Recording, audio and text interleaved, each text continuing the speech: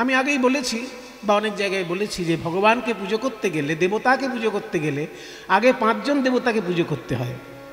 আপনি যদি লক্ষ্মী পুজো করতে বসেন, আগে 5 জন দেবতাকে পুজো করতে হবে। আপনি যদি সরস্বতী পুজো করতে বসেন, আগে 5 জন দেবতাকে পুজো করতে হবে, তারপর সরস্বতী বা লক্ষ্মী। সেই 5 জন কারা কারা বলুন? এনার তো মুখস্থ, ইনি পুজো করেন তো। 5 জন কে কে? ঠিক, সবার আগে গণেশ, সূর্য, নারায়ণ, শিব, দুর্গা। দেখলেন, যারা পুজো করেন তাদের এগুলো মুখস্থ থাকে। তাহলে যেখানে প্রথমে গণেশ, তারপর সূর্য, তারপর বিষ্ণু, তো বিষ্ণুর ধ্যানের মধ্যে বলা হচ্ছে, তার গয়নারও উল্লেখ আছে। বলুন বিষ্ণুর ধ্যানটা বলুন।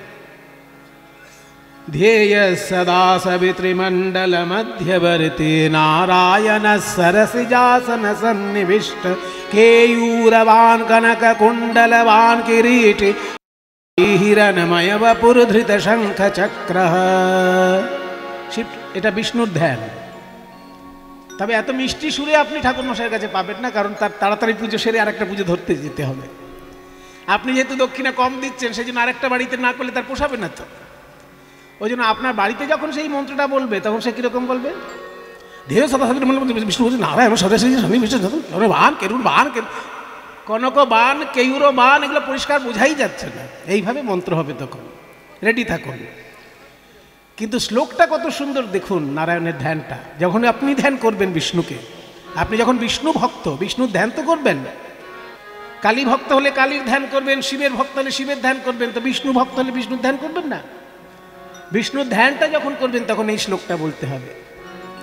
ध्येय सदा सवितृमंडल मध्यवर्ती नारायण सरसिजासन सन्निविष्ट केयूरवान कनक कुंडलवान किरीटी हारी हिरणमय वपुरधृत शंख चक्र। नारायणের ধ্যান। ध्येय सदा, ध्येय মানে ধ্যান করা উচিত বা ধ্যানের বিষয়বস্তু। সদা সব সময়, সদা মানে সব সময়, ধ্যেয় সদা সব সময় ধ্যান করতে হবে। কোথায় ধ্যান করতে হবে?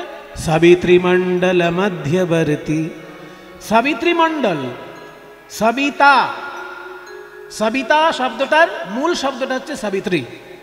সবিতা মানে সূর্য, সবিতা মানে সূর্য। কেন সূর্যের নাম সবিতা কেন? ভুল করে অনেকে মেয়ের নাম রাখে সবিতা। এই সবিতা দাস, সবিতা মণ্ডল, সবিতা চ্যাটার্জি, দেখবেন মেয়েদের নামই পাওয়া যায় সবিতার নামে, তাই না? আমাদের বাড়িতে একজন ভাড়াটে ছিলেন, তার নাম সবিতা ছিল। মহিলার নাম রাখা হয় সবিতা। কিন্তু সবিতা, সবিতা শব্দটা স্ত্রীলিঙ্গ হলেও সবিতা শব্দটা কিন্তু অর্থটা হচ্ছে পিতার মতন পুংলিঙ্গ শব্দ। পিতা শব্দটা যেমন তয় আকার থাকলেও সেটা স্ত্রীলিঙ্গ শব্দ কি? পিতা। তয় আকার আছে কিন্তু পুংলিঙ্গ তো সব মানুষটা। ঠিক তেমনি সবিতা, এটা শুনতে মেয়ে মেয়ে হলেও শব্দটা পুরুষের জন্য। সবিতা শব্দের অর্থ কি না? প্রসবকারী, প্রসবকারী। সবিতা প্রসবকারী মানে সৃষ্টিকর্তা। হ্যাঁ, প্রসব, প্রসবের পয়রা ফলাটা বাদ দিন, কি থাকলো? সব। ওই সবটা মানে মূল ধাতু যেটা, তার অর্থ হচ্ছে সৃষ্টি করা বা জন্ম দেওয়া। তাহলে প্রসবিতা কথাটা না বলে সবিতা বলা হচ্ছে, প্রটা বাদ দিয়ে সবিতা মানে জন্মদাতা বা সৃষ্টিকর্তা। এই জগতের জন্মদাতা সূর্য, কারণ সূর্য থেকেই পৃথিবী ছিটকে এসেছে, আর পৃথিবী থেকেই চাঁদ ছিটকে গেছে। কাজে আমাদের আশেপাশে যে কটা নিয়ে আমরা বাস করছি তার মূল সূর্য। সূর্য থেকেই পৃথিবী এসেছে, পৃথিবী থেকেই আমরা জন্মেছি। কাজেই সব কিছুর মূল দেখলে সূর্যই সবিতা মানে সৃষ্টিকর্তা। তাই সবিতা শব্দের অর্থ হচ্ছে সৃষ্টিকর্তা। সৃষ্টিকর্তা যে সূর্য, সেটা যেহেতু সবিতা শব্দটা হচ্ছে ব্যাকরণের ক্ষেত্রে প্রথমার এক বচন, কিন্তু মূল শব্দটা হচ্ছে সবিত্রী। যেমন পিতা শব্দটার মূল শব্দ হচ্ছে পিতৃ শব্দ, মাতা শব্দটার মূল শব্দ হচ্ছে মাতৃ শব্দ, ঠিক তেমনি সবিতা শব্দটার মূল শব্দ হচ্ছে সবিত্রী। তাহলে সবিত্রী মণ্ডল মানে সূর্যমণ্ডল, সৃষ্টিকর্তার মণ্ডল। আপাতত আমাদের সৃষ্টিকর্তা সূর্য, সেই জন্য সূর্যমণ্ডল না বলে সাবিত্রীমণ্ডল বলা হল। সৃষ্টিকর্তা সূর্য, সেই সূর্যমণ্ডলের মাঝখানে ধ্যান করতে হবে বিষ্ণুকে। ধ্যেয় সদা সাবিত্রীমণ্ডল মধ্যবর্তী। এবার পরিষ্কার হলো বিষয়টা, যে বিষ্ণুকে ধ্যান করতে হবে কোথায়? আমরা দেখি বিষ্ণু সমুদ্রের উপর সাপের বিছানা করে শুয়ে আছে, ওটা তো অনেক পরের কাহিনী।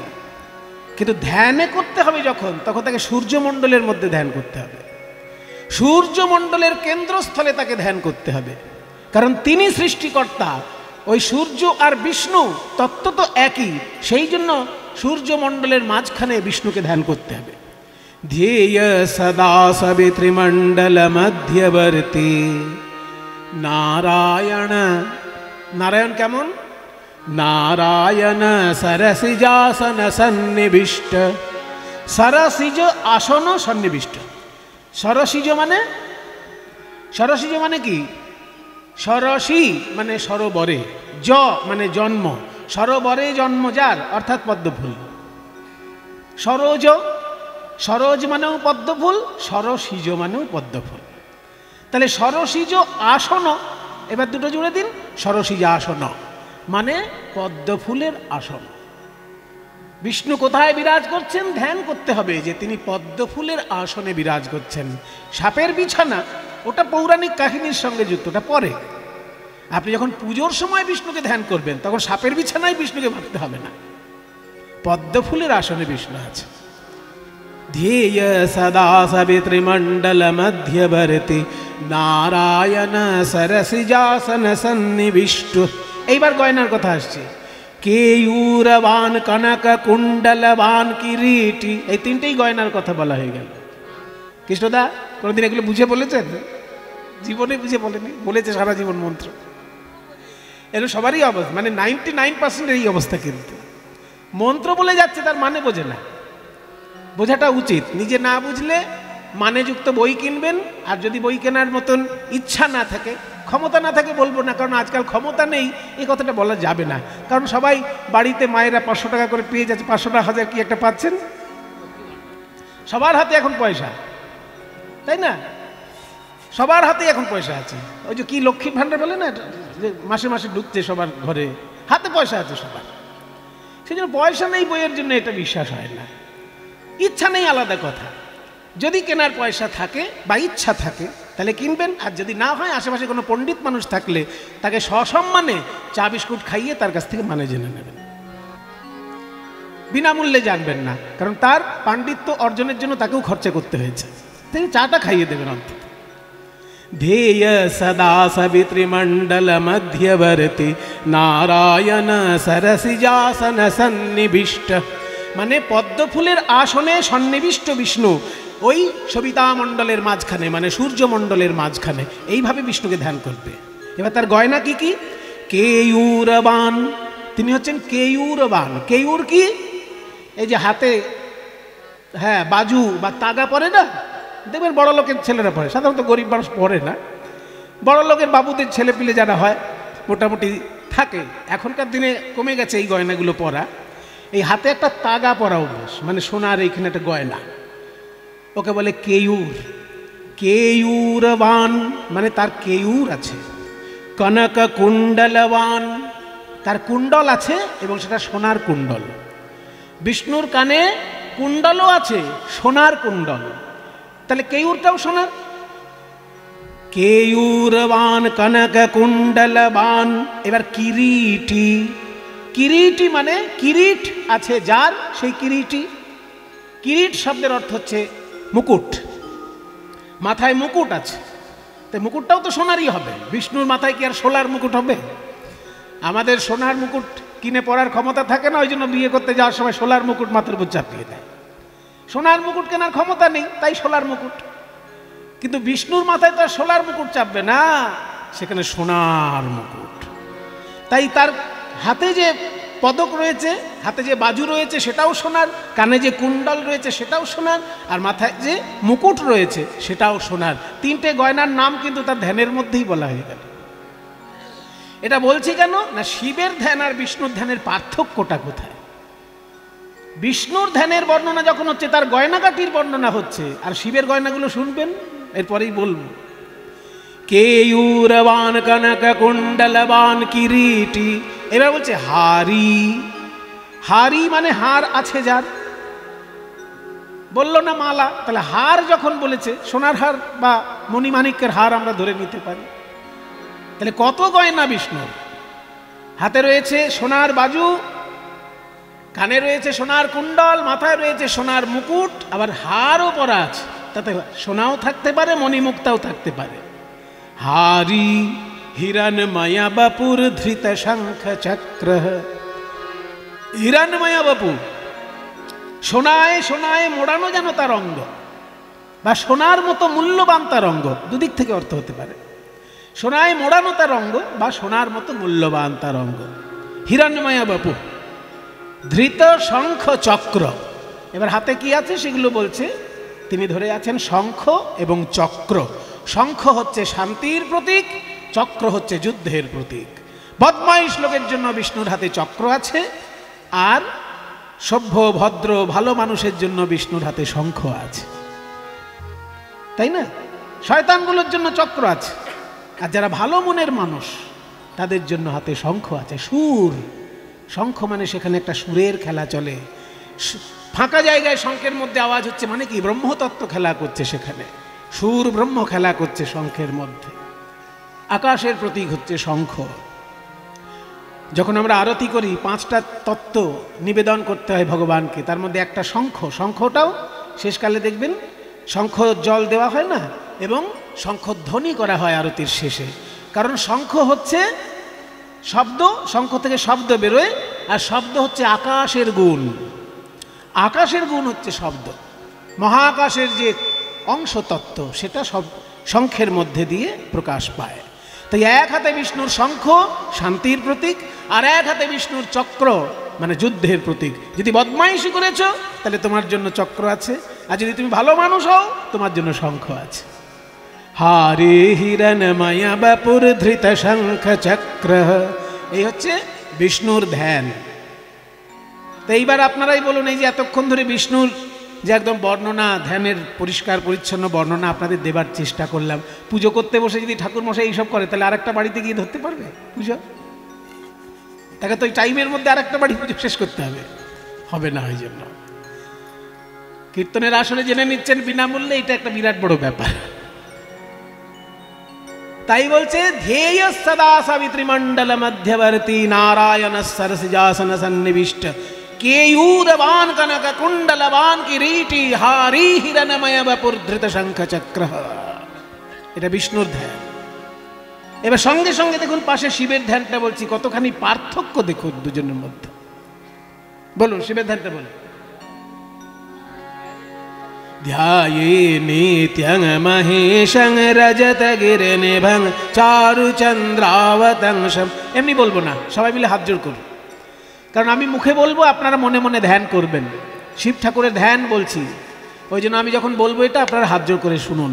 সবাই আমার সঙ্গে বলুন, ওম নমঃ শিবায়, ওম নমঃ শিবায়। সবাই বলুন নমঃ শিবায়, ওম নমঃ শিবায়, ওম নমঃ শিবায়, ওম নমঃ শিবায়, ওম নমঃ শিবায়, ওম নমঃ শিবায়, ওম নমঃ শিবায়, ওম নমঃ শিবায়, ওম নমঃ শিবায়, ওম নমঃ শিবায়, ওম নমঃ শিবায়, ওম নমঃ শিবায়, ওম নমঃ শিবায়, ওম নমঃ শিবায়। ধ্যায়ে নিত্যং মহেশং রজত গিরিনিভং চারু চন্দ্রাবতংশম रत्नाकल्पोज्ज्वलाङ्गं परशुमृगवराभेतिहस्तं प्रसन्नं पद्मासीनं समन्तात्स्तुतममरगणैः व्याघ्रकृतिं वसानं विश्वाद्यं विश्वबीजं निखिलभयहरं पञ्चवक्त्रं त्रिनेत्रम्। ॐ नमः शिवाय, ॐ नमः शिवाय, ॐ नमः शिवाय, ॐ नमः शिवाय, ॐ नमः शिवाय, ॐ नमः शिवाय ओम नमः शिवाय ओम नमः शिवाय ओम नमः शिवाय ओम नमः शिवाय ओम नमः शिवाय ओम नमः शिवाय। শিব ঠাকুরের কি সুন্দর বর্ণনা দেখুন। ধ্যায়ে নিত্যম, মানে ধ্যান করতে হবে নিত্য, প্রতিনিয়ত ধ্যান করতে হবে। মহেশম, মানে মহেশ্বর শিব ঠাকুর, মহা ঈশ্বর, তাই মহেশ মহেশ্বর। ওই যে বাবা পিছনে ছিল এক্ষুনি, এই তো আছেন। ধ্যায়ে নিত্যং মহেশম রজত গিরি নিভম, রজত মানে রূপ, গিরি মানে পর্বত, নিভং মানে মতন। শিব ঠাকুর যখন বসে আছেন ছাই মেখে, সাদা ছাই মেখে, দেখে মনে হচ্ছে যেন রূপোর একটা পর্বত বিরাজ করছে। সাদা ছাই মেখে যেমন শিব ঠাকুর বসে আছে, এখানে তো নীল রঙের দেখাচ্ছে, কিন্তু যখন শিব ঠাকুর সাদা ছাই, হয়তো যখন উনি বিষ খেয়েছিলেন তখন হয়তো এরকম হয়ে গেছিলেন। ওনার তো অনেক কাণ্ড আছে, হয়তো এইরকম নীল হয়ে গেছিলেন যখন বিষ খেয়েছিলেন, পুরো বডি হয়তো নীল হয়ে গেছিল, তারপর হয়তো সেটা কণ্ঠে এসে এক জায়গায় হয়ে গেছিল, নীলকণ্ঠ ওনার নাম। তো যখন উনি সাদা ছাই মেখে থাকেন দেখে মনে হয় যেন রূপোর একটা পর্বত। রজত গিরি নিভং, তারপর কি চারু চন্দ্রাবতংশম, চারু মানে সুন্দর, চন্দ্র অবতংশ, সুন্দর একটি চন্দ্র যার জটায় চূড়ার মতন অলঙ্কারের মতন বিরাজ করছে। চারু চন্দ্রাবতংশম রত্নাকল্পোজ্জ্বলাঙ্গম, রত্নের মতন উজ্জ্বল তার অঙ্গ। পরশু মৃগবরাভীতি হস্তম, চারটি হাতে চারটি জিনিস আছে তার। শিব ঠাকুরের চারটে হাতে চারটি জিনিস, যেমন বিষ্ণুর চারটি হাতে শঙ্খচক্র গদা পদ্ম, তেমনি শিব ঠাকুরের চারটি হাতে কি কি? পরশু, পরশু মানে কুঠার, মৃগ, মৃগশীর্ষ মুদ্রা, এই যে এই মুদ্রাটা, এটাকে বলে মৃগশীর্ষ মুদ্রা। এই মৃগশীর্ষ মুদ্রা, পরশু মৃগ, বর অভীতি। আর একটা হাতে আছে বর মুদ্রা। বর মুদ্রা কিরকম? কাউকে আশীর্বাদ করার সময় বর মুদ্রা হয়। বর মুদ্রা হচ্ছে কাউকে আশীর্বাদ করার সময় বুড়ো আঙুলটা অনামিকার গোড়ায় ঠেকাতে হয়, এইভাবে আশীর্বাদ করতেন মুনি ঋষিগণ বা দেবতাগণ। আশীর্বাদ করার সময় বুড়ো আঙুলটা অনামিকার গোড়ায় ঠেকানো হয়, কারণ অনামিকা, এই যে মাঝখানের আঙুলের ডান দিকের যে আঙুলটা, যেটা অনামিকা, এই অনামিকা আঙুলটা দেখবেন জপ শুরু হয়। যারা গুরুর কাছে মন্ত্র পেয়েছেন, গুরুর কাছে যারা দীক্ষা নিয়েছেন, দেখুন গুরুদেব কোথা থেকে জপ করতে বলেন? অনামিকার মাঝখান থেকে জপ শুরু হবে। অনামিকা আঙুলটা হচ্ছে এত শুদ্ধ যে এই আঙুলটা বিষ্ণুর নামে উৎসর্গীকৃত। অকারাদ উচ্চতে বিষ্ণু, অনামিকা, অর নামে যে আঙুল, অ মানে বিষ্ণু, তার নামে এই আঙুলটা, ওই জন্য নাম অনামিকা। এখানে অনামিকা মানে এমন নয় যে নাম খুঁজে পাওয়া যায়নি সেই জন্য অনামিকা, তা নয়। অনামিকা মানে নাম নেই, সেটা কিন্তু নয়। এখানে অ অক্ষরের অর্থ হচ্ছে বিষ্ণু, বিষ্ণুর চরণে উৎসর্গীকৃত এই আঙুল, সেই জন্য এটার নাম অনামিকা। অনামিকা, এর গোড়ায় বুড়ো আঙুলটা ঠেকিয়ে আশীর্বাদ করতে হয়, ওই জন্য একে বলে বর মুদ্রা। আর একটা আছে অভয় মুদ্রা। অভয় মুদ্রা কিভাবে হয়? পাঁচটা আঙুল সোজা করে দিলেই অভয় মুদ্রা। ওই যে কংগ্রেস পার্টির হাত চিহ্ন হতো না, হাত চিহ্নে ভোট দিন লেখা থাকতো দেয়ালে দেয়ালে, এখনো থাকে দেওয়ালে দেওয়ালে লেখা। তো এই হাত চিহ্ন যেটা সোজা হাত, এটা হচ্ছে অভয় মুদ্রা, যে কারোর ভয় নেই, আমি আছি। তাহলে শিব ঠাকুরের চারটে হাতে চারটে লক্ষণ কি কি? একটা হাতে থাকবে কুঠার, একটা হাতে থাকবে মৃগশীর্ষ মুদ্রা, আর একটা থাকবে বর মুদ্রা, আর একটাই থাকবে অভয় মুদ্রা। এই চারটে হাতে চারটে রূপ শিব ঠাকুরের ধ্যানের মধ্যে বলা হলো। পরশু মৃগ বরাভীতি হস্তম, একসঙ্গে পরশু মৃগ বর অভীতি, অভীতি সেটাই অভয়, হস্তম পরশু মৃগ বরাভীতি হস্তং প্রসন্নম পদ্মাসীনম। ইনিও পদ্মাসনে বসে আছেন, পদ্মের আসনে বসে আছেন, তাই পদ্মাসীনম। সমন্তাৎ স্তুতম অমরগণাই, সামান্তাৎ মানে চারিদিক থেকে, এই যে সামনে ডাইনে বাঁয়ে পেছনে চারিদিক থেকে। সামান্তাৎ সংস্কৃতে বলে সামান্তাৎ মানে সব দিক থেকে। স্তুতম অমরগণৈ, অমরগণ মানে দেবতাগণ, দেবতাগণ চারিদিক থেকে তাকে স্তব করছেন শিব ঠাকুরকে। সমন্তাৎ স্তুতম অমরগণৈ ব্যাঘ্রকৃতিং বসানম, বাঘের ছাল তার গায়ে রয়েছে। বিশ্বদ্যম তিনি বিশ্বের আদি তত্ত্ব, বিশ্ববীজম তিনি বিশ্বের বীজ স্বরূপ। বিশ্বদ্যং বিশ্ববীজম পঞ্চবক্ত্রম নিখিল ভয়হরম, সমস্ত রকমের ভয় দূর হয়ে যায় শিব ঠাকুরের কৃপা যদি কারোর উপর হয়।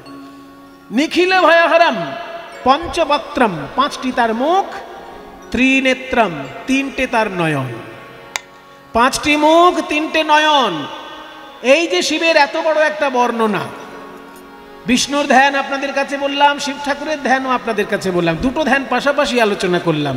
কোথাও কি আপনারা সোনা মণিমুক্ত মাণিক্যর গয়নার কোনো খবর পেলেন শিব ঠাকুরের ধ্যানের মধ্যে?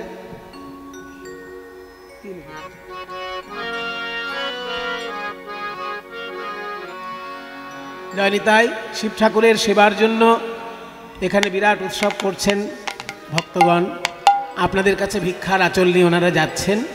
শিব ঠাকুরের চরণে সেবার উদ্দেশ্যে প্রাণ ভরে যে যেমন পারছেন দান করবেন, প্রাণ ভরে শিব ঠাকুরের উদ্দেশ্যে দান করবেন।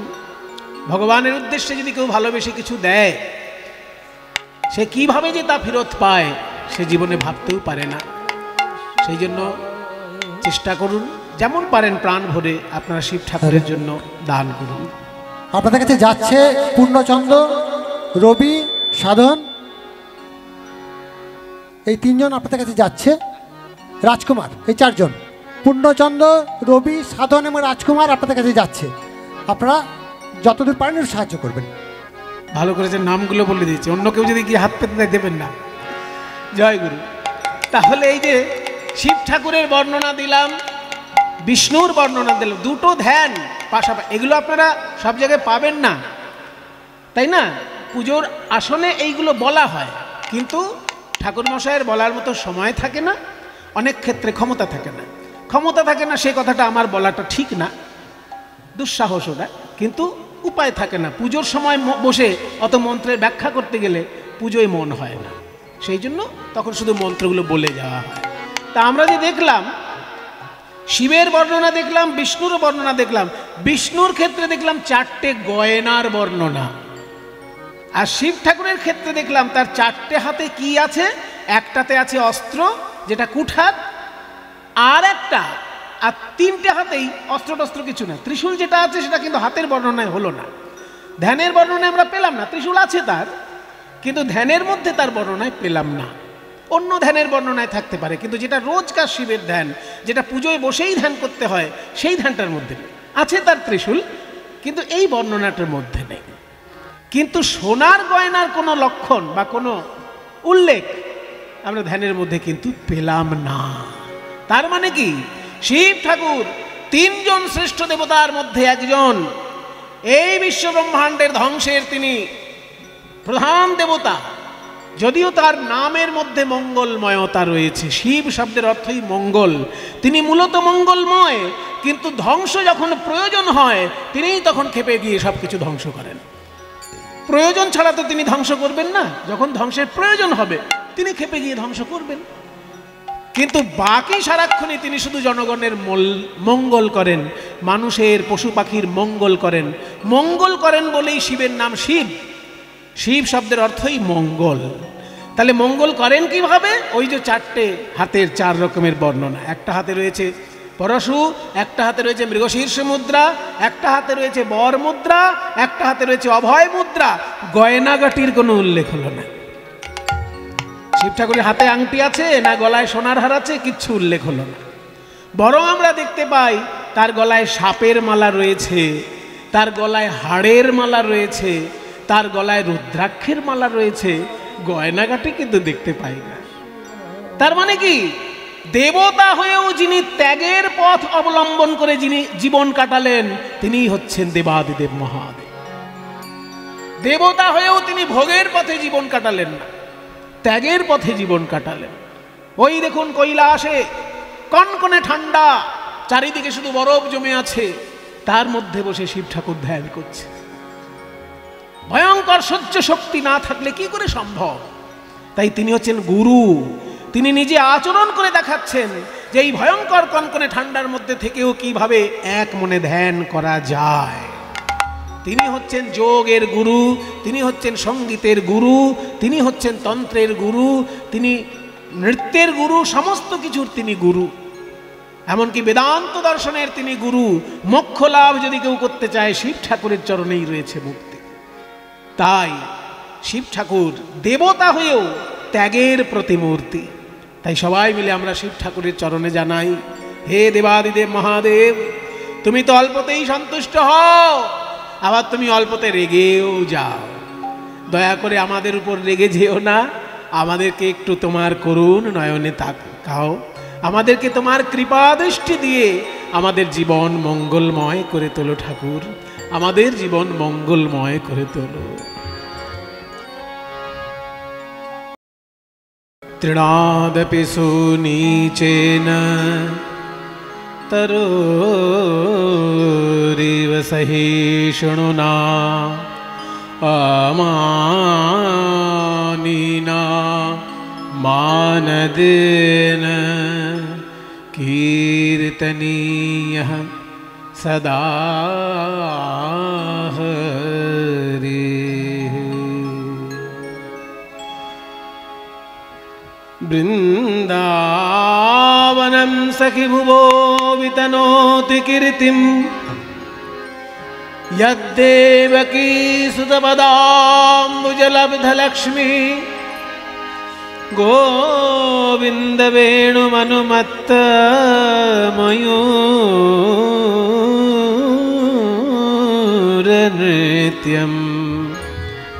प्रेक्ष्यादृशान्वभरतान्यसमस्त सत्यम्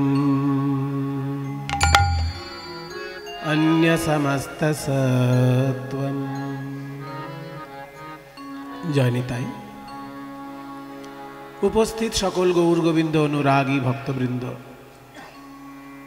বাবা ভোলানাথের চরণে শরণাপন্ন ভক্তবৃন্দ, সবার শ্রীচরণে আমার কোটি কোটি দণ্ডবত প্রণাম। শিব ঠাকুরের মন্দির প্রাঙ্গণে আমরা সকলে সমবেত হয়েছি ভুবন মঙ্গল হরি সংকীর্তনের রস আস্বাদন করার জন্য। শিব ঠাকুর বেশ আশ্চর্য ঠাকুর, কারণ একাধারে তিনি জ্ঞানের দেবতা, আবার একাধারে তিনি যোগের গুরু, আবার তিনি দেবতা হয়েও অতি সাধারণ মানুষের মতন, দিনহীন ভিখারির মতন জীবন যাপন করেন। আমরা যতদূর দেখতে পাই যে দেবতারা খুব শৌখিনভাবে থাকেন, দামি দামি পোশাক পরেন, দামি দামি গয়না পরেন, সেগুলো আমরা দেখতে পাই বা তাদের রূপের বর্ণনায় সেরকম শাস্ত্রেও দেখা যায়। যেমন বিষ্ণুর যে ধ্যান, বিষ্ণুর ধ্যানের মধ্যে গয়নাগাটির উল্লেখ আছে। এগুলো ঠাকুরমশাইদের জিজ্ঞাসা করবেন, পাবেন। আসলে ঠিক জিজ্ঞেসে তো আপনারা করেন না, আর আপনারা জিজ্ঞাসা করলেই উত্তর পাবেন তারও কোনো গ্যারান্টি নেই। কারণ প্রথম কথা জিজ্ঞাসা নেই, জিজ্ঞাসা থাকলে তো মানুষ জ্ঞান অর্জন করে, আর জিজ্ঞাসাই নেই যখন, জ্ঞান অর্জনের কোনো দরকার নেই। গড্ডলিকা প্রবাহের মতন চলছে সব কিছু।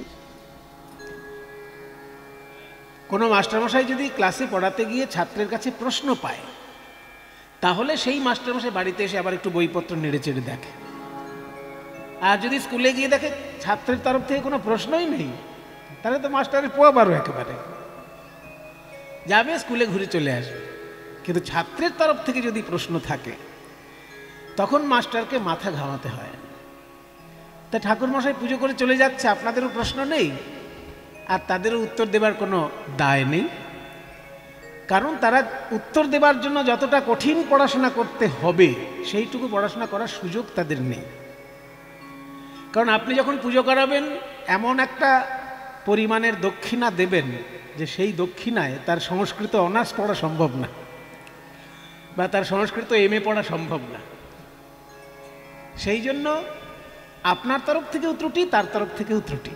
আপনার তরফ থেকে ত্রুটি হচ্ছে তাকে পুরোপুরি সম্মান আপনি দিতে পাচ্ছেন না। সাম্মানিকটা ঠিক করে দিলে তবে তো আপনি তাকে প্রশ্ন করতে পারেন। আপনি একজন কলেজের অধ্যাপককে প্রশ্ন করতে পারেন, ধরুন যিনি সংস্কৃতের অধ্যাপক, তাকে আপনি জিজ্ঞাসা করতে পারেন যে এই শ্লোকটার মানে কি। এবার সংস্কৃতের অধ্যাপক যিনি, তিনি যেহেতু সংস্কৃত নিয়ে অনার্স করেছেন, এমএ করেছেন, ওইটাই তার পড়াশোনার সাবজেক্ট বিষয়, সেই জন্য সে আপনাকে ভেঙে চুরে একদম বলে দিতে পারবে এই শ্লোকটার মানে কি। কিন্তু যে সংস্কৃতের অধ্যাপক তিনি যে পরিমাণে মাইনে পাচ্ছেন সেই পরিমাণে কি ঠাকুরমশাই পুজো করতে এসে মাইনে পাচ্ছেন? তার তো অবস্থা একদম 12টা বাজার মতন অবস্থা। সেই জন্য আপনি এখানে উত্তর আশাও করবেন না। তবে হ্যাঁ, যাদের ভেতরে জানার আগ্রহ আছে তারা খোঁজ খবর নিয়ে নেবে, তারা বইপত্র কিনে পড়ে নেবে, জেনে নেবে। কলেজ স্ট্রিটে যাবেন, বলবেন পুজোর মন্ত্রের মানেযুক্ত বই দিন, পাওয়া যায়। মানবেন্দু ভট্টাচার্য, তারপরে আরও অশোক কুমার বন্দ্যোপাধ্যায়, এসব বড় বড় পণ্ডিত আছেন, তারা অনেক কিছু মানে বাংলা অনুবাদ সহ পুজোর বইগুলো আজকাল পাওয়া যাচ্ছে, আগে পাওয়া যেত না। আগে শুধু পুজোর মন্ত্রে থাকতো আর পুজোর নিয়মটা বাংলায় লেখা থাকতো, মন্ত্রটার মানে থাকতো না আগের পুজোর বইগুলোতে। কিন্তু এখনকার দিনে ভালো ভালো বই কিনতে পাওয়া যায় যাতে মন্ত্রের মানেগুলোও থাকে। আজকে আমরা মহাপ্রভুকে দেখব শ্রীধাম বৃন্দাবনে। প্রেমের ঠাকুর গৌরাঙ্গ মহাপ্রভু বৃন্দাবনে গিয়ে কি করলেন? যেহেতু এই গৌরাঙ্গ মহাপ্রভুই বৃন্দাবনে শ্রীকৃষ্ণ ছিলেন, তাই তিনি যখন বৃন্দাবনে গিয়েছেন তার সব লীলাভূমি এক একটা দর্শন করছেন আর অবাক হয়ে তাকিয়ে থাকছেন। মনে করুন যারা জাতিস্বর হয়, জাতিস্বর মানে যে পূর্বজন্ম মনে করতে পারে, সেই জাতিস্বর যদি মনে করতে পারে তার পূর্বজন্মটা, এবং সে যেখানে জন্মেছিল সেই জায়গাটা যদি বেড়াতে যায়, তার যেমন একটা অদ্ভুত আনন্দ হয় যে আমি আগের জন্মে এইখানে জন্মেছিলাম, এইখানে কত ধুলো খেলা করেছি, এইখানে কত লাভঝাপ করেছি, এইখানে কত মজা করেছি, আবার কষ্টও পেয়েছি। ঠিক সেই রকম গৌরাঙ্গ মহাপ্রভু যখন বৃন্দাবনে ভ্রমণে গিয়েছেন, তার নিজেরই তো লীলাভূমি, নিজের লীলাভূমি নিজে দর্শন করছেন। কখনো হাসছেন, কখনো কাঁদছেন, কখনো নাচছেন। পদকর্তা বলছেন, গৌরাঙ্গ সুন্দর প্রেমে গর গর ভ্রময়ে যমুনা তীরে, কৃষ্ণদাস সহ পুরব রভস ধাম দেখিয়া ফিরে। কৃষ্ণদাস সহ, কৃষ্ণদাস হচ্ছে মহাপ্রভুর একজন প্রিয় পার্ষদ, যাকে সঙ্গে করে তিনি তীর্থ ভ্রমণে গিয়েছিলেন। সেই কৃষ্ণদাস সহ পুরব রভস ধাম দেখিয়া ফিরে। বৃন্দাবন দেখতে দেখতে যাচ্ছেন, আর কি বলছেন? দেখিতে দেখিতে উন্মত চিতে, দেখিতে দেখিতে উন্মত চিতে, আজ হেরয়ে মোহন দেখিতে দেখিতে উন্মত চিতে, হেরয়ে মোহন। কৃষ্ণদাস কহে এই কালী দহে, কৃষ্ণদাস কহে এই কালী দহে, আগে করো দর্শন প্রভু, আগে করো দর্শন। আর কৃষ্ণদাস কহে এই কালী দহে, আগে করো দর্শন প্রভু, আগে করো দর্শন। এই তো সেই কালী দহ প্রভু, এই তো সেই কালী দহ, এই তো সেই কালী দহ, এই তো সেই কালী দহ। যেথায় কালীয় দমন হয়েছিল, এই তো সেই কালী দহ। যেথায় কালীয় দমন হয়েছিল এই তো সেই কালী দহ। যেথায় কালীয় দমন হয়েছিল তারপর যুগে বৃন্দাবনে কালীয় দমন। গৌর হরি বল। বৃন্দাবনে কালীয় দমন হয়ে ওই রাপর যুগে বৃন্দাবনে প্রভু এই তো সেই কালী দহ। কৃষ্ণ দাস কহে এই কালী দহে আগে করো দর্শন, আগে করো দর্শন। যমুনার তীরে ঘুরতে ঘুরতে যেই না কালীদহ ঘাটে এসেছেন আমার সোনার গৌর, ওই কালীদহ ঘাট দর্শন করিয়ে কৃষ্ণদাস বলে, ওগো প্রভু দেখো দেখো, এই হলো সেই কালীদহ ঘাট যেখান থেকে শ্রীকৃষ্ণ ঝাঁপ দিয়েছিলেন কালীদহের জলে। এই সেই জায়গা, এই সেই জায়গা। আহা, একটু প্রণাম করতে দাও আমাকে, একটু প্রণাম করতে দাও। কালেয়স্য ফণরত্ন কোটিমম কোটয়ন পদ সরোজ ঘটনৈঃ মঙ্গলানি বিতনोतु तांडव पंडितस्तव शिखंड शेखर कालियस्य फणरत्न कोटिमम। কালীয় নাগ দমনকারী ভগবান শ্রীকৃষ্ণের রূপের ধ্যান। ভগবান শ্রীকৃষ্ণের যত লীলা, এক একটা লীলা অনুসারে এক একটা ধ্যানের বর্ণনা আছে। কালীয় দমন যখন করছেন সেই রূপটার, যে সাপের উপর সেই যে এমন করে পদাঘাত দিয়েছেন যে সাপের মুখ থেকে রক্ত বেরিয়ে আসছে, মাথা থেকে মণিটা ছিটকে গিয়ে কৃষ্ণের পায়ের উপর পড়ছে, সেই সময় একটা পা দিয়েছেন কালী নাগের মাথায়, আর একটা পা তুলে আর একটা পদাঘাত দেবেন বলে অপেক্ষা করছেন, অথচ ওদিকে বাঁশি ধরে অন্যদিকে তাকিয়ে মৃদু মৃদু হাসছেন। কি আশ্চর্য ভগবান আমার, এতে মজার ভগবান রে বাবা। অসুরকে দলন করছেন পা দিয়ে আর হাত দিয়ে বাঁশি বাজাচ্ছেন, একই সঙ্গে বিপরীত কর্ম। একজনের প্রাণ নাশের অবস্থা, আর একজনকে বাঁচিয়ে দেওয়ার জন্য, বাঁচানোর জন্য উৎসাহ দান, একই সঙ্গে দুটো কাজ করছে। দুষ্টের দলন, শিষ্টের পালন। দেখুন একই সঙ্গে এদিকে পদাঘাত করছেন কালীয় নাগের মাথায় পা দিয়ে, আবার ওদিকে হাতে বাঁশি নিয়ে মিষ্টি মিষ্টি হাসছেন। মানে কালীদহের ঘাটের তীরে যারা দাঁড়িয়ে আছেন তাদের দিকে তাকিয়ে, ওদের মধ্যে গোপীরাও তো আছে, ওই ললিতা, বিশাখা, চিত্রা, চম্পকলতা, তুঙ্গবিদ্যা, ইন্দুরেখা, রঙ্গদেবী, সুদেবী, রাধারানীর দল সবাই তো ওই দিকে আছেন। আবার উল্টো দিকে মায়েরা রয়েছেন, শ্রীকৃষ্ণের নিজের মা যশোদা, বলরামের মা রোহিণী দেবী, শ্রীদামের মা, সুদামের মা, সব মায়েরা একদিকে রয়েছেন। আবার তাদের কাছাকাছি বাবারা রয়েছেন। এক একজন এক একটা রস নিয়ে শ্রীকৃষ্ণকে দর্শন করছে, আর ওই এক একজনের দিকে এক এক ভাবে শ্রীকৃষ্ণ নয়নে নয়নে রসের বিনিময় করছেন, কিন্তু চরণে পদাঘাত করছেন কালীয়কে। অদ্ভুত একটা রূপ, যে একই সঙ্গে তিনি দুষ্টের দলন করছেন, আবার প্রেম বিতরণ করছেন। উপরের অংশে প্রেম বিতরণ, নিচের অংশে দুষ্টের দলন একসঙ্গে। এই রূপটার যে ধ্যান ভগবান শ্রীকৃষ্ণের, এই শ্লোকটা কি সুন্দর। কালীয়স্য ফণরত্ন কুট্টিমম। কালীয়স্য মানে কালীয় নাগের, ফণ রত্ন কুট্টিমম, ফণার রত্নগুলির সমূহকে, রত্ন সমূহকে। এক একটা ফণায় তো এক একটা রত্ন আছে, অনেকগুলো ফণা, তাই অনেকগুলো রত্ন। কালীয়স্য ফণরত্ন কুট্টিমম। এবার কুট্টায়ন, যেন টুকরো টুকরো করে দিচ্ছে, এমন পদাঘাত করছে, পদাঘাতের এত জোর যে পদাঘাতের রত্ন পর্যন্ত ভেঙে চুরে যাচ্ছে।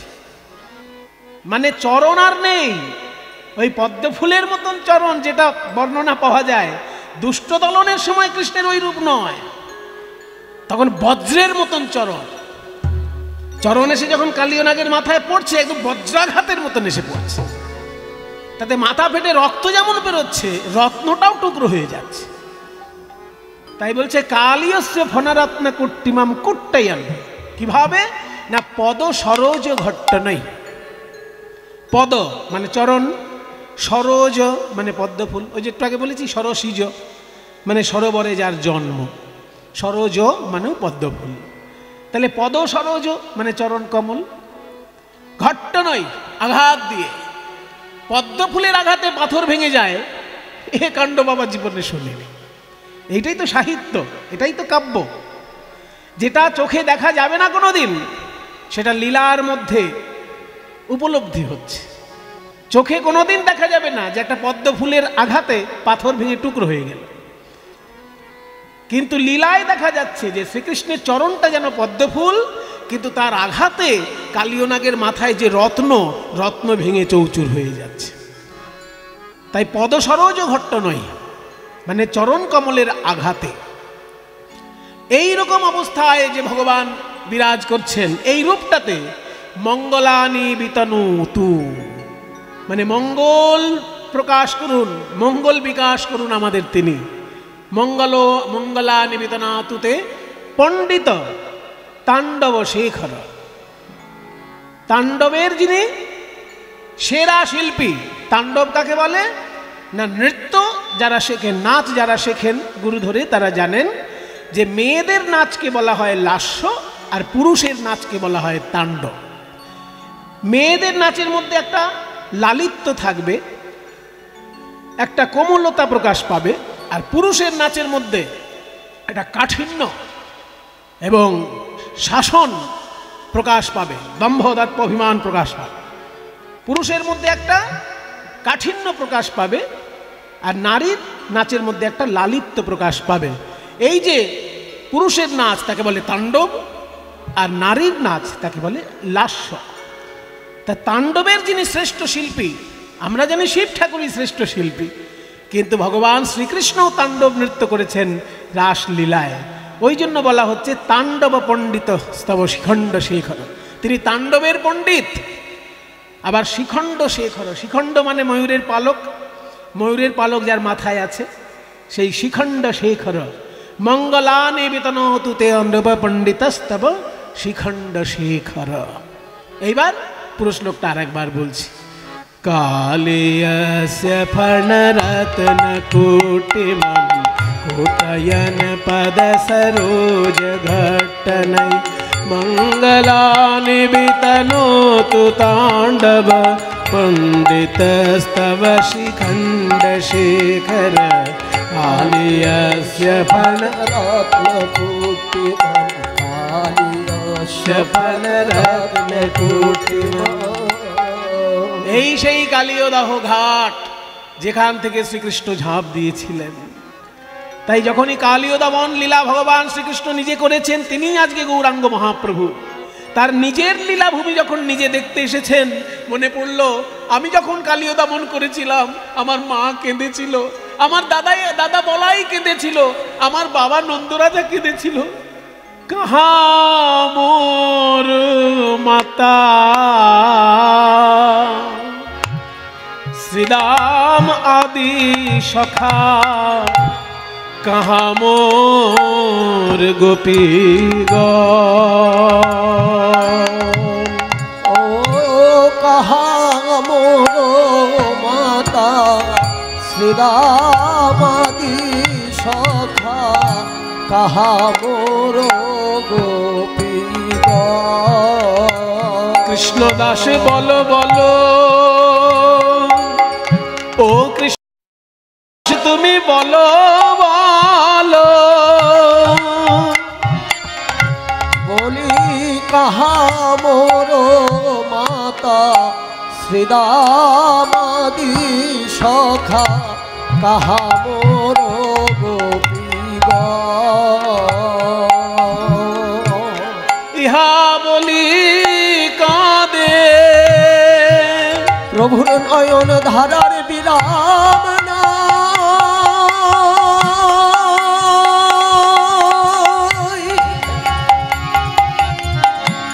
পুরাবের ভাবে বিভোর হয়ে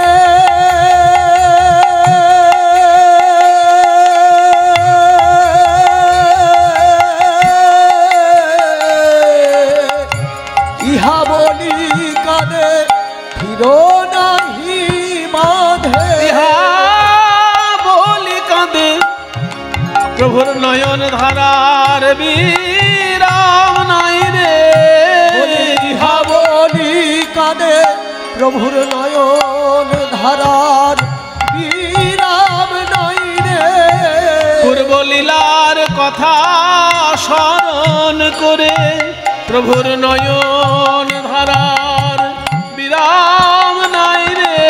লীলার কথা স্মরণ করে মহাভাব নিধি প্রভু লীলার কথা স্মরণ করে ভাব নিধি প্রভু আমার লীলার কথা স্মরণ মহাভাব নিধি প্রভু আমার লীলার কথা স্মরণ মহাভাব নিধি প্রভু আমার লীলার কথা স্মরণ মহাভাব নিধি প্রভু আমার প্রভুর নয়ন ধারার বিরাম নাই রে।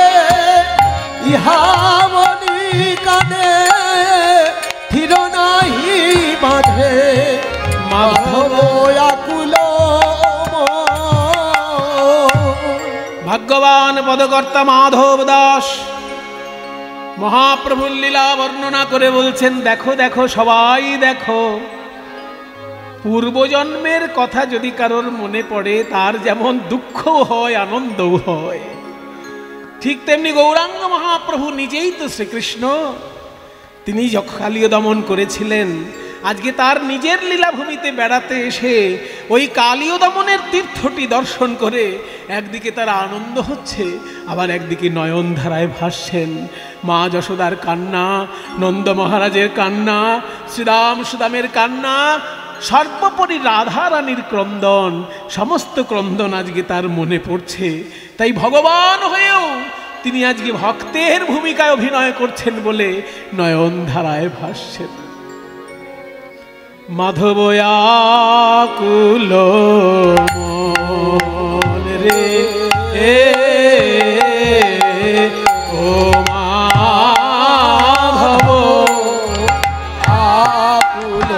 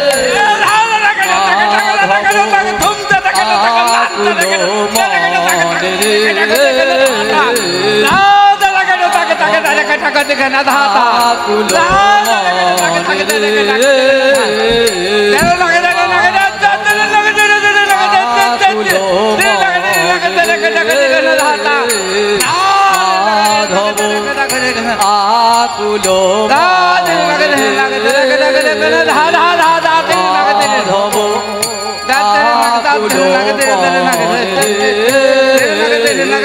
মাধব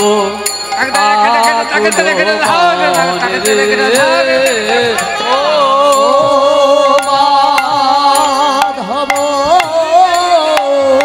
আকুল মন হে মাধব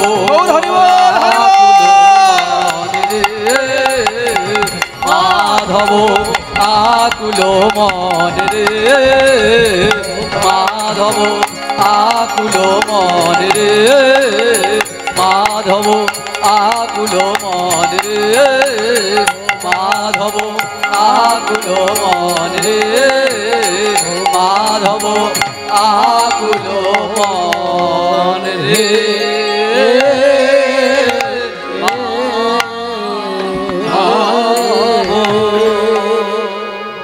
মধুর বৃন্দাবনে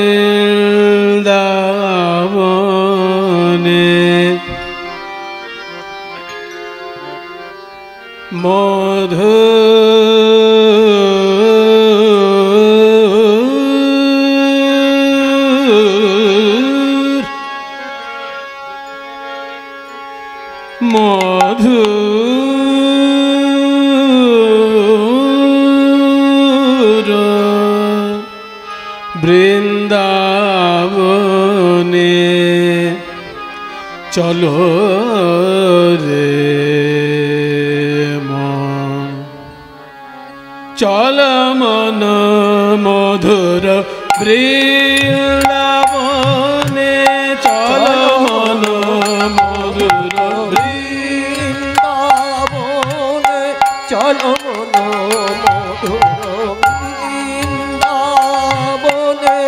মধুর মধুর বৃন্দাবনে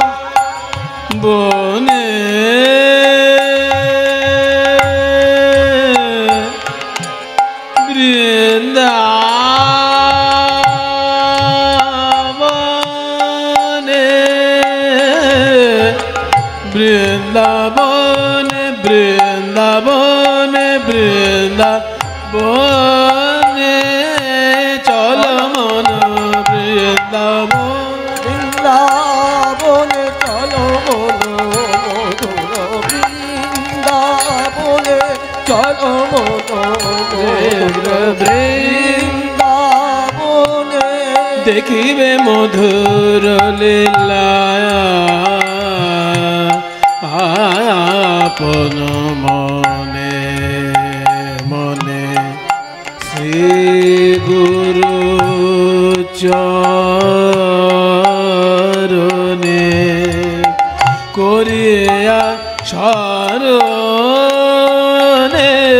চলো মন চলো মন চলো মন মধুর বৃন্দাবনে চল মন মধুর বৃন্দাবনে চল মন মধুর বৃন্দাবনে চলো বৃন্দাবনে ধরে ধরে সা ধরে ধরে সা ধরে রে ধরে রে ধা মদ মদ মদ মদ মদ মদ সা মদ সা চলো মন মধুর বৃন্দাবনে চল মন মধুর বৃন্দাবনে বাজে রে মধুর সুরে মোহন মুরলী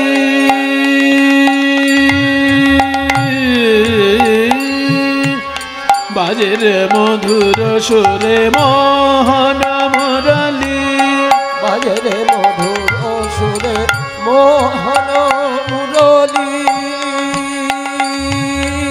কর্ণ তুলিয়া শুনে ধবলি শ্যামলি কর্ণ তুলিয়া শুনে ধবলি শ্যামলি কর্ণ তুলিয়া শুনে ধবলি শ্যামলি বাজে রে মধুর সুরে মধুর মুরলী বাজে রে মধুর সুরে মোহন মুরলী কর্ণ তুলিয়া শোনে ধাবলি শ্যামলি কর্ণ তুলিয়া শোনে ধাবলি শ্যামলি সবে বাহু তুলি, জয় ধ্বনি করে সবে বাহু তুলি, জয় ধ্বনি করে হরি বল হরি বল হরি বল হরি বল হরি বল হরি বল হরি বল হরি বল হরি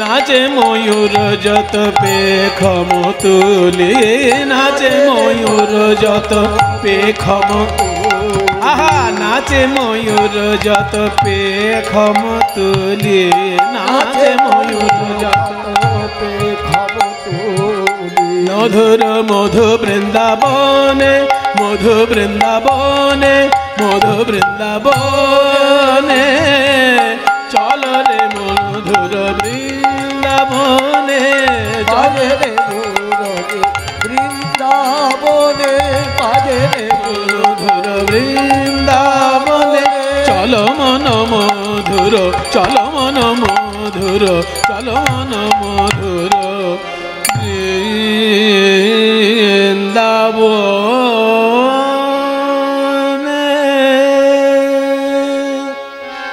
সবাই বলো বৃন্দাবন ধাম কি, রাধা রানী কি, গোস্বামী বৃন্দ কি, নিজ নিজ গুরু মহারাজ কি।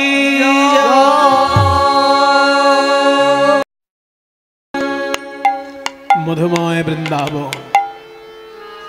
কিন্তু বাবা একটা জিনিস জানবেন, যেখানে ভালো থাকে না সেখানে খারাপও এসে বাসা বাঁধতে চায়। ভালোর পাশাপাশি মন্দ থাকে বলেই কিন্তু ভালোর এত নাম ডাক ছড়ায়, তাই না? সবাই যদি ভালো হয়ে যায় তাহলে আর ভালোর কোনো মূল্য থাকবে? ভালো একটা কি দুটো কি পাঁচটা থাক, আর ৯০-৯৫টা মন্দ থাক, তবে তো ভালো নাকি বলুন? আপনার কি বলেন? ৯৫টাই ভালো আর 5টা যদি মন্দ হয় তাহলে ভালোর কোনো দাম থাকবে? ওই জন্য ভালো থাকে তো 1টা থেকে 5টার মধ্যেই থাক, আর ৯০ থেকে ৯৫টা মন্দের মধ্যেই থাক, এটাই মোটামুটি ক্যালকুলেশন। তো ভগবান শ্রীকৃষ্ণ যেহেতু লীলা করবেন বৃন্দাবনে, আগে থেকেই মুনি ঋষিরা সেইখানে এসে যেমন মন্দিরে বা গাছতলায় বা পর্বতের গুহায় তপস্যা শুরু করেছেন, তেমনি কিছু কিছু দুষ্ট প্রকৃতির লোকেরাও সেইখানে এসে বাসা বাঁধছেন। কৃষ্ণ আসার আগে থেকেই অসুরের দল আশেপাশে জন্ম নিচ্ছে। এই যে মনে করুন অঘাসুর, বকাসুর, শকটাসুর, এরা তো কৃষ্ণ আসার জন্যই বৃন্দাবনে এসেছিল। কৃষ্ণ যদি বৃন্দাবনে না থাকতো তাহলে তো এই সব অসুরগুলো সেখানে আসতো না। কৃষ্ণ যেহেতু এসে লীলা করছে তাই অসুরগুলো এসে তাদের কেরামতি দেখানোর চেষ্টা করছে। অবশেষে হাত পা গুটিয়ে হয় জমালয়ে যেতে হচ্ছে, আর না হলে শ্রীকৃষ্ণের চরণে যেতে হচ্ছে। যেহেতু শ্রীকৃষ্ণ ভগবান, সেই জন্য তার হাতে যারা মার খাচ্ছে সরাসরি মুক্তি লাভ ঘটছে, সরাসরি তারা ভগবানের চরণের সঙ্গে বিলীন হয়ে যাচ্ছে। এটা তাদের সৌভাগ্য। অন্য কোনো গুন্ডার হাতে মার খেলে, মনে করুন অঘাসুর, বকাসুর, শকটাসুর, এরা যদি কংসর হাতে মার খেত ওদের মুক্তি লাভ হতো? কিন্তু কৃষ্ণের হাতে মার খেয়েছে বলে সবার মুক্তি লাভ হয়ে গেছে। এটা তাদের ভাগ্য। কাজেই মার খাওয়াটাও ভাগ্যে থাকা চাই, ঠিক জায়গা মতো মার খেলে মুক্তি লাভও হয়ে যায়। মার খাওয়াও কিন্তু অল্প ভাগ্যের কথা নয়। যদি কৃষ্ণের মতন হাত থাকে, কৃষ্ণের মতো হাত যদি থাকে, তাহলে সেখানে মার খাওয়াটাও ভাগ্যের ব্যাপার। কারণ সেখানে যারা মার খেয়েছেন, যারা মরেছেন, তাদের মুক্তি লাভ হয়েছে।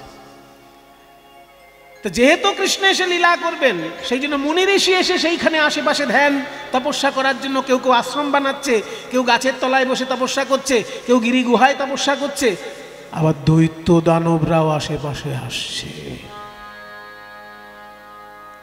অপেক্ষা করছে তারা কখন কৃষ্ণ আসে খাপ করে ধরব। ঠিক তেমনি কালীয় নাগও এসেছে বৃন্দাবনে। সারা পৃথিবীর মধ্যে এত জায়গা থাকতে কালীয় নাগ বৃন্দাবনে কেন এলো? তার অনেক বড় কাহিনী আছে, আমরা শুনবো, একটু একটু করে সবই শুনবো। বৃন্দাবনে কালীয় নাগ এসে যেই জায়গাটায় থাকতেন সেই জায়গাটার নাম হচ্ছে কালীদহ। কালীয় দহ। দহ কাকে বলে? এই যে শিয়ালদহ নাম শুনেছেন তো, শিয়ালদা স্টেশন। শিয়ালদা স্টেশন পুরো নামটা কি? শিয়ালদা তো নয়, শিয়ালদহ। তেমনি খড়দা, আমরা খড়দা বলি কিন্তু লিখতে হয় কি? খড়দহ। তেমনি দহ শব্দের অর্থটা কি তাহলে? শিয়ালদহ, খড়দহ। দহ জিনিসটা কি তাহলে? দহ জিনিসটা হচ্ছে হ্রদের মতন। হ্রদ, হ্রদ জানেন তো, বিরাট বড় জলাশয়কে হ্রদ বলে। বিরাট জলাশয়, দিঘির থেকে অনেক বড় জলাশয়, তাকে বলে হ্রদ। অনেকগুলো পুকুরের মতন, অনেকগুলো পুকুর মিলেমিশে এক জায়গায় হয়ে যাবে, সেরকম যদি হয় সেটা দিঘি। আর দিঘিও প্রায় 100-150 দিঘি ঢুকে যেতে পারে, 1000খানেক দিঘি ঢুকে যেতে পারে, এত বড় জলাশয় যদি থাকে তাকে বলে হ্রদ। কিন্তু হ্রদ উচ্চারণটা সবসময় হয় না, হয় রফলা দ, হ্রদ তো। কিন্তু কিছু কিছু লোক ছোটবেলা থেকে রফলা উচ্চারণ করে না বলে আজীবন করতে পারে না। আমাদের দলে একজন ছিল, নামটাম বলবো না শেষকালে, পরে গিয়ে আমাকে আবার যা খুশি তাই শোনাবে।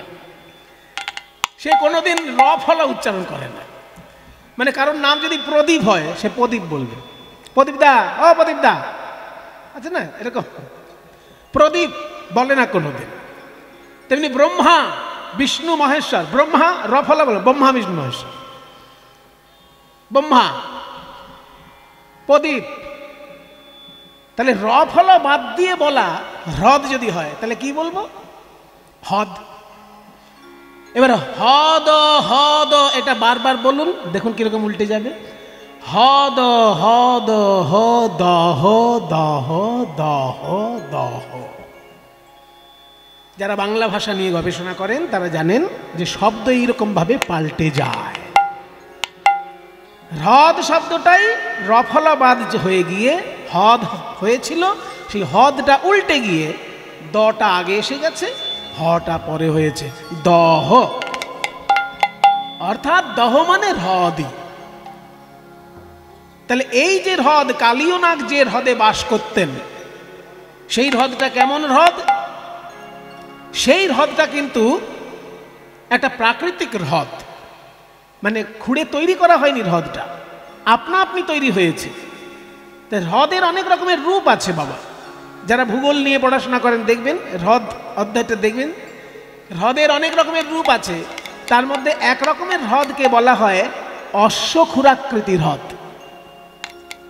এই অশ্বক্ষুরাকৃতির হ্রদ কোনগুলো হয় না? নদী যেতে যেতে, মনে করুন নদীটা সোজা যাচ্ছে, যেতে যেতে হঠাৎ মারাত্মক বাঁক নিল। এই যে নদী যাচ্ছে যাচ্ছে যাচ্ছে, হঠাৎ বাঁদিকে বাঁক নিল। এই যে নদী বাঁদিকে বেঁকে গেল, ওই যে নদীর বাঁকের মাথায় একটা বিরাট বড় জলাশয় তৈরি হচ্ছে আস্তে আস্তে।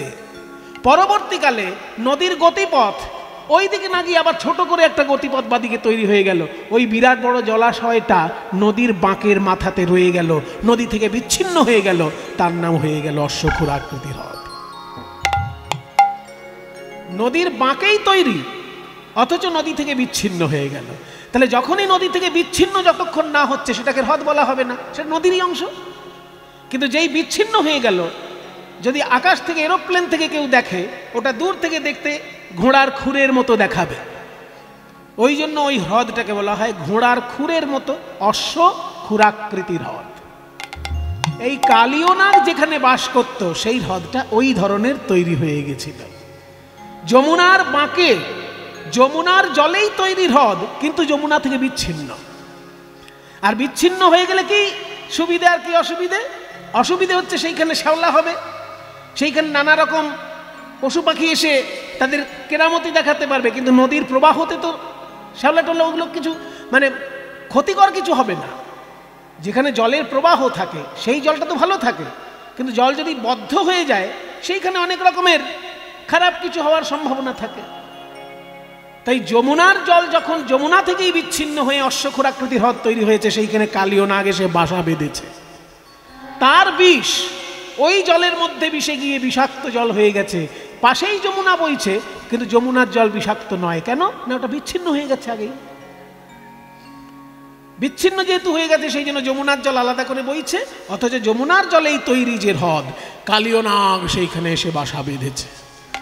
তাই পদকর্তা বলছেন, কালিন্দীর এক দহে কালীয় নাগ তাহা রহে, বিষ জল দহন সমান। বিষ জল দহন সমান। দহন মানে আগুন, আগুনের মতন জ্বালাময় ওই কালীয় দহের বিষাক্ত জল। না মায়ুতি ওঠ। কালিন্দির এক দহে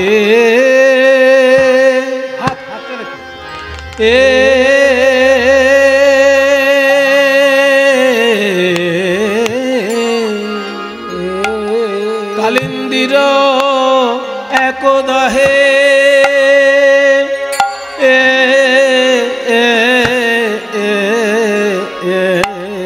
কালীয় নাগ তাহা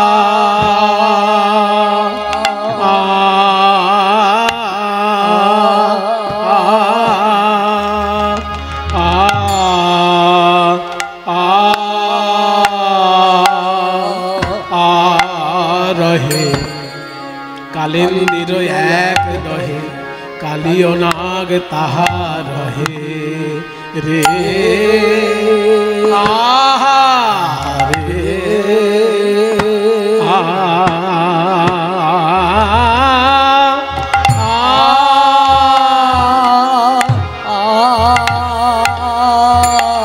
ও বিষ জল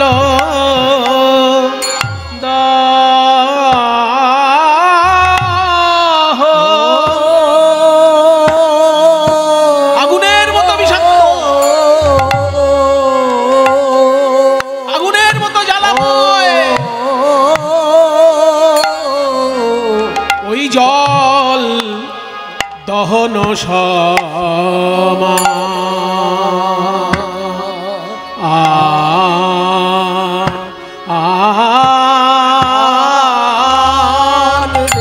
রে। বিষ জল বিষের জ্বালায় জ্বালায় অঙ্গ জলে, কেউ তো সেথা যেতে না রে। কালী দহের বিষ জলে, কালী দহের বিষ জলে, কেউ তো সেথা যেতে না। কালী দহের বিষ জলে, কেউ তো সেথায় যেতে না রে। জ্বালায় জ্বালায় অঙ্গ জলে, কেউ তো সেথায় যেতে না রে। জ্বালায় জ্বালায় অঙ্গ রাধেনে রাধেনে ধেনে রাধেনে ধেনে রাধেনে রাধেনে সেথায় ধেনে রাধেনে রাধেনে রাধেনে জ্বালায় ধেনে তেনে তাতেনে তাতেনে তাতেনে তেনে তাতেনে তেনে তাতেনে তাতেনে তাতেনে তেনে তাতেনে তাতেনে ধেনে রাধেনে রাধেনে ধেনে রাধেনে রাধেনে ধেনে রাধেনে রাধেনে রাধেনে ধেনে রাধেনে ধেনে রাধেনে রাধেনে ধেনে রাধেনে তেনে তাতেনে তাতেনে তেনে তাতেনে তাতেনে তেনে তাতেনে তাতেনে তাতেনে তেনে তাতেনে না ধেনে ধেনে রাধেনে ধেনে রাধেনে ধেনে ধেনে তো সেথায় ধেনে ধেনে রাধেনে কালী দহের বিষ জলে, কেউ তো সেথায় যেতে না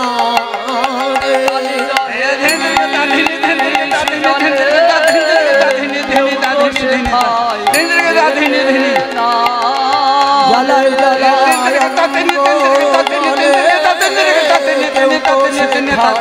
যেতে না রে জ্বালায় জলে কেউ তো সেথায় যেতে না জ্বালায় জ্বালায় অঙ্গ জলে কেউ তো সেথায় যেতে না রে জ্বালায় জ্বালায় অঙ্গ জলে কেউ তো সেথায় যেতে না কালিদাহের বিষ জলে কেউ তো সেথায় যেতে না রে কালিদাহের বিষ জলে কেউ তো সেথায় যেতে না কালিদাহের বিষ জলে কেউ তো সেথায় যেতে না রে কালিদাহের বিষ জলে কেউ তো সেথায় যেতে না হরি বল হরি বল কেউ তো সেথায়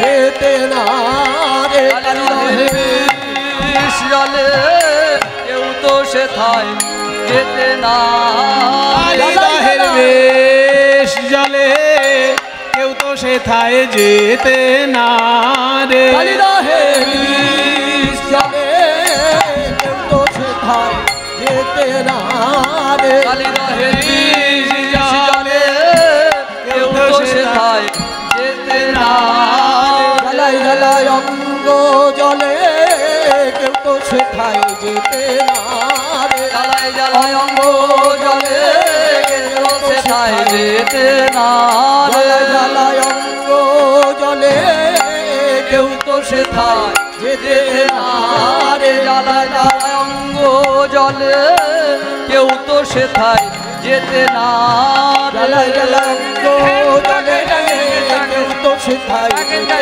না জ্বালায় জ্বালায় অঙ্গ জলে কেউ তো সেথায় যেতে না কালিদাহের জলে কেউ তো সেথায় যেতে না রে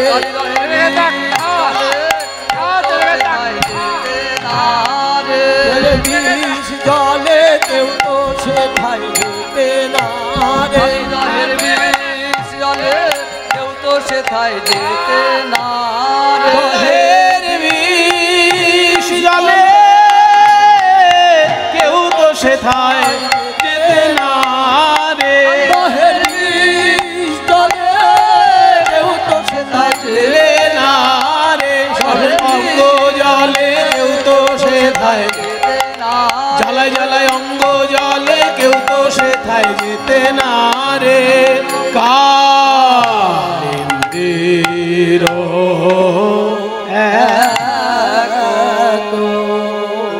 কালিন্দির এক দহে কালিন্দী মানে যমুনা যমুনার এক দহে মানে যমুনার বিভিন্ন বাঁকে ওই রকম এক একটা হ্রদ তৈরি হয়েছে তার মধ্যে বৃন্দাবনে যে হ্রদটা তৈরি হয়েছে সেই পঞ্চকোশী বৃন্দাবনের মধ্যে যে হ্রদটা তৈরি হয়েছে দূরে হয়তো আরো আছে কিন্তু আপাতত বৃন্দাবনে যে পঞ্চক্রোশ এলাকা ওই পঞ্চক্রোশী এলাকার মধ্যে যে বড় হ্রদটা যমুনা দিয়েই তৈরি হয়েছে অথচ যমুনা থেকে বিচ্ছিন্ন এখন যদি আপনারা বৃন্দাবনে যান ওই হ্রদ কিন্তু দেখতে পাবেন না শেষকালে কীর্তন শুনে বৃন্দাবনে কেউ যদি কালিয়দমনের হ্রদ দেখতে যান খুঁজে পাবেন না শেষকালে বলে সুপ্রভু কি সব উল্টো পাল্টা বললো এখানে কিছুই তো দেখছি না উল্টো পাল্টা নয় যখন কালিয়নাগ ওখান থেকে চলে গেল তখন শ্রীকৃষ্ণই করলেন কি ওই জলটাকে ব্যবহারযোগ্য করে তোলার জন্য যমুনার সঙ্গে মিশিয়ে দিলেন আবার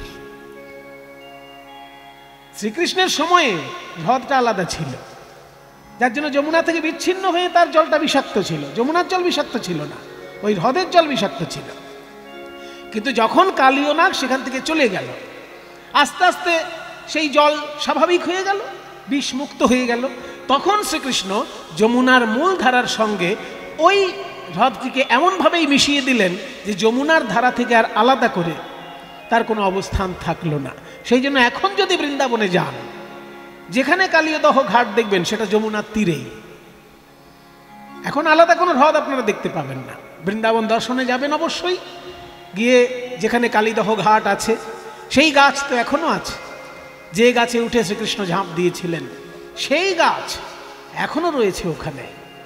কি করে ওই গাছটি ওখানে এলো?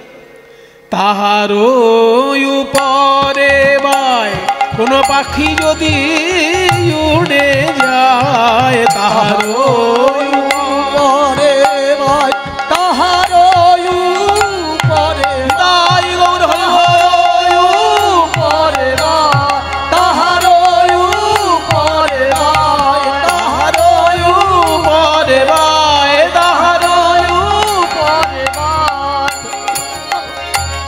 ভাই তাহার উপরে ভাই কোন পাখি যদি উড়ে যায়, পড়ে তাহা তেজিয়া পরাণ রে। বিষ জলে পড়ে তাহা সেই পাখির প্রাণ, সেই পাখির প্রাণ যে পাখি কালীদহের উপর দিয়ে উড়ে যায়, ওই বিষ জলের জ্বালায় ছটফট করতে করতে তার মধ্যে পড়ে যায় আর কালিয়নাগের খাদ্য হয়ে যায়। তার প্রাণ আকুলি বিকুলি, আকুলি বিকুলি করে গো, পড়ে তাহা আকুলি বিকুলি। ওই কালীদহের বিষ জলে পড়ে প্রাণ আকুলি বিকুলি। কালীদহের বিষ জলে সবাই ছটপট করে গো, ওই কালীদহে বিষ জলে প্রাণ সবাই ছটপট করে গো। কালীদহে বিষ জলে জানো ছটফট করে গো। কালীদহে বিষ জলে সবাই ছটপট করে গো। কালীদহে বিষ জলে প্রাণ আকুলি বিকুলি। ওই বিষ জলে আকুলি বিকুলি করে গো, পড়ে তাহা তেজিয়া পরাণ।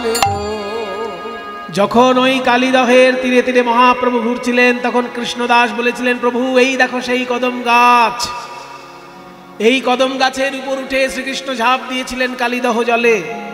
আপনারাও যদি এখন বৃন্দাবনে যান দেখতে পাবেন সেই কদম গাছ। এই তো কদম্ব তরুর উপরে উঠিয়া দিলেন ঝাঁপ, হেথা শিশুকুল কাঁদিয়াও আকুল সুরগণ হেরি কাঁপ। কৃষ্ণদাস বলেছিল মহাপ্রভুকে।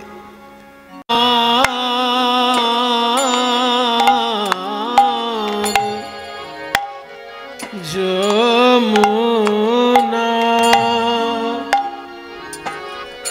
যমুনা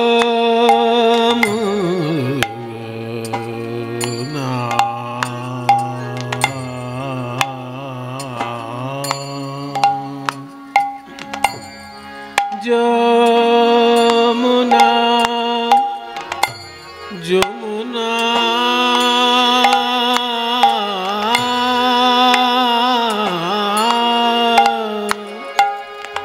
যমুনা যমুনা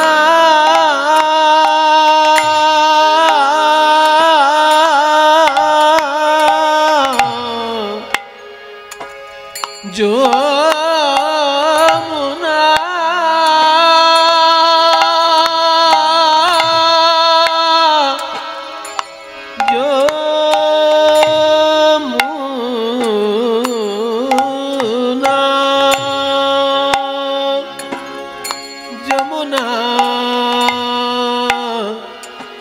যমুনা যমুনা কে তীরে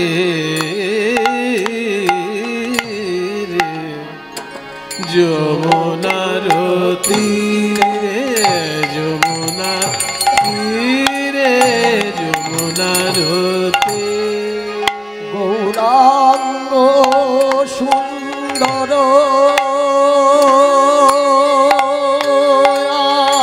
আমার গৌরাঙ্গ সুন্দর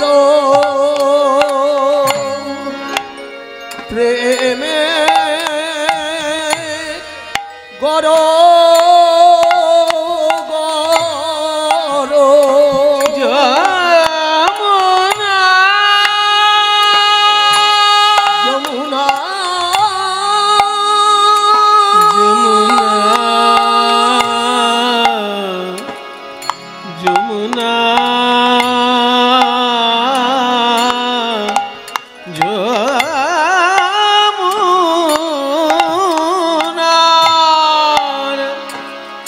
যমুনার তীরে যমুনার তীরে যমুনার তীরে মহাপ্রভুর ভাব বোঝা তো যায় না বোঝা তো যায় না ওই ভাব নিধির ভাব কিছু বোঝা তো যায় না ভাব নিধির ভাব কিছু বোঝা তো যায় না ভাব নিধির ভাব কিছু বোঝা তো যায় না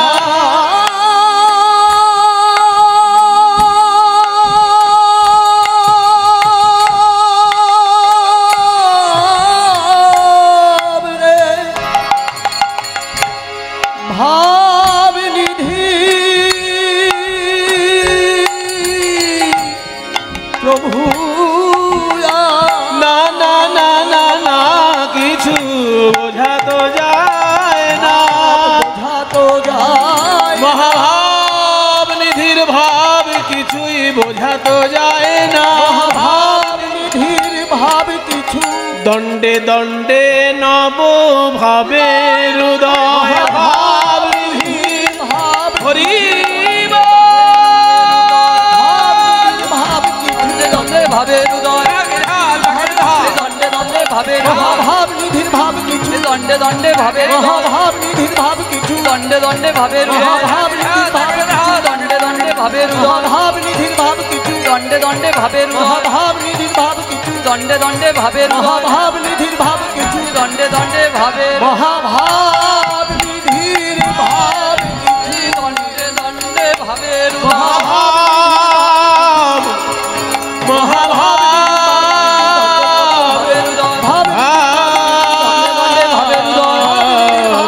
দণ্ডে দণ্ডে ভাবে দণ্ডে দণ্ডে ভাবে ভাব নিধির ভাব কিছু ভাব ভাবে দণ্ডে দণ্ডে ভাবে ভাব নিধির ভাব দণ্ডে দণ্ডে ভাবে ভাব নিধির ভাব কিছু দণ্ডে দণ্ডে ভাবে ভাব নিধির ভাব কিছু দণ্ডে দণ্ডে ভাবে ভাব নিধির ভাব কিছু ভাব নিধির ভাব কিছু দণ্ডে দণ্ডে ভাবে ভাব নিধির ভাব কিছু দণ্ডে প্রভু বোঝা তো যায়